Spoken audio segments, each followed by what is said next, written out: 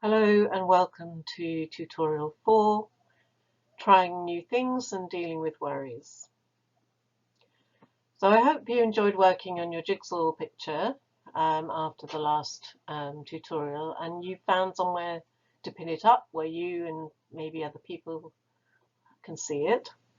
And I hope that you've had some interesting thoughts or conversations about creativity and other aspects of yourself, and that this has helped you to think about yourself as a creative person. This has prompted some ideas about creative things that you'd like to start doing or doing more of, or different ways that you can use your creativity to make life easier or more enjoyable. If, however, you find you're feeling uncertain or you're lacking confidence about being able to use your creativity more regularly, then this tutorial is going to help you to, first of all, begin to make a plan and identify something that you'd like to focus on. And then secondly, to deal with some of those worries and concerns that you may have about being able to do this.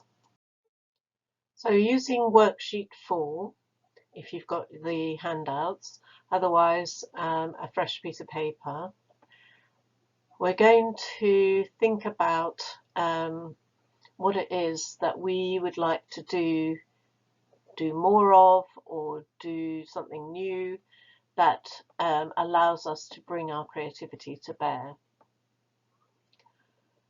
So first thing I want you to do is to just think about, and please just brainstorm. So don't think too much about whether it's possible or not, but just think about the things, creative things that you would like to try and do or do more of in your life. Now, I realise that as a carer, and particularly now with COVID-19 and people being stuck at home, it may feel like a bit of an impossible dream to think about doing some of those things. But it's good to hang on to those thoughts, because the time may come when it will feel more possible, and then you will have this record and a reminder of some of the things that you might want to come back to. But also, maybe for now, it's realistic just to think about one thing that you know you can do right now with whatever you have to hand at home and can get hold of easily. So it could be a creative thing. So for example, my neighbours have recently been sharing balls of wool and knitting needles.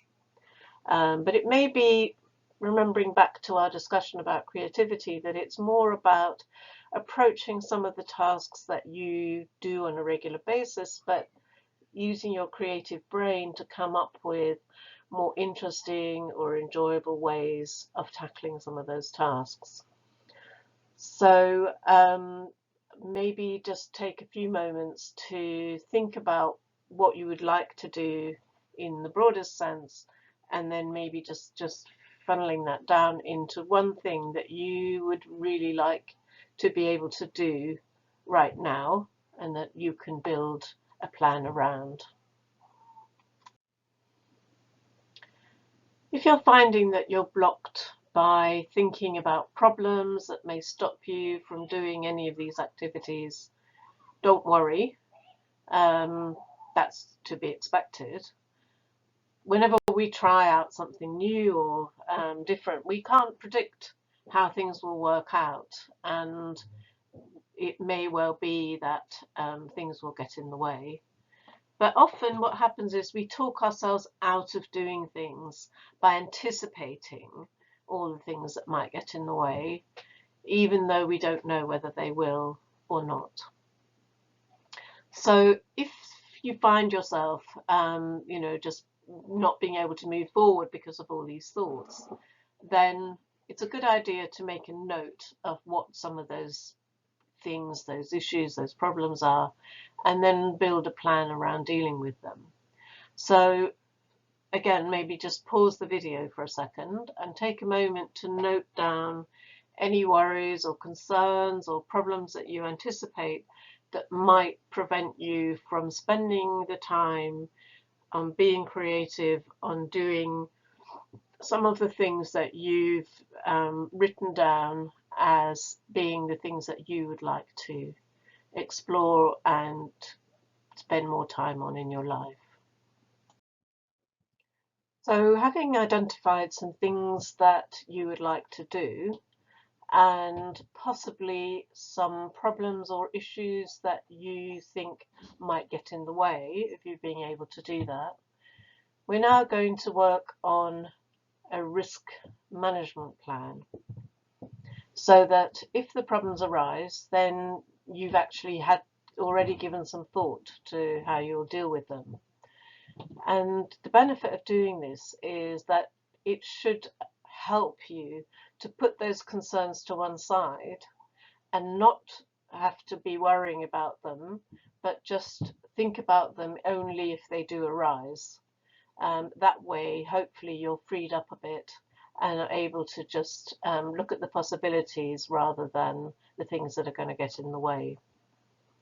So using the risk management plan on worksheet 4 or using a fresh piece of paper, I want you to just write down on the left-hand side some of the problems that you think might happen. And then we're going to use the formulation, if such and such happens, then we're going to think about what you can do if that problem arises, what you can do perhaps to prevent that problem from arising or mitigating it if it does, or perhaps who you could call on, who could help. So if such and such happens, then I can or will or I'll ask somebody else. And that hopefully will allow you to put your concerns to one side, recognizing that you have a plan and that if something happens, you know what you're going to do.